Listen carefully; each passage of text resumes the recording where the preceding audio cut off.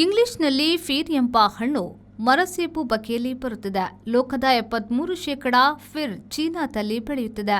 ಇದನ್ನು ಕನ್ನಡದಲ್ಲಿ ನೇರವಾಗಿ ಪೀರ್ ಪೇರಂ ಹಣ್ಣು ಎಂದರೂ ಮರಸೇಬು ಎಂಬುದು ಹೆಚ್ಚು ಬಳಕೆಯಲ್ಲಿಲ್ಲದ ವ್ಯತ್ಯಾಸದ ರುಚಿಯ ಈ ಸೇಬು ಮಾಮೂಲು ಸೇಬಿಗಿಂತ ತುಸು ಗಟ್ಟಿಯಿರುತ್ತದೆ. ಜಗತ್ತಿನ ಒಟ್ಟು ಫಿರ್ ಉತ್ಪಾದನೆ 2.63 ಕೋಟಿ ಟನ್. ಇದರಲ್ಲಿ 73% ಚೀನಾದಲ್ಲಿ ಬೆಳೆಯುತ್ತದೆ. ಒಟ್ಟು 88 ದೇಶಗಳು ಪೀರ್ ಬೆಳೆಯುತ್ತವೆ. ಇತ್ತೀಚೆಗೆ ಯುಎಸ್ಎ ಅರ್ಜೆಂಟೀನಾವನ್ನ 3ನೇ ಸ್ಥಾನಕ್ಕೆ ತಳ್ಳಿ 2ಕ್ಕೇರಿದೆ. ಪ್ರಮುಖ 10 ದೇಶಗಳ ಮರಸೇಬು ಕಟಾವು ಮುಂದಿನಂತಿದೆ.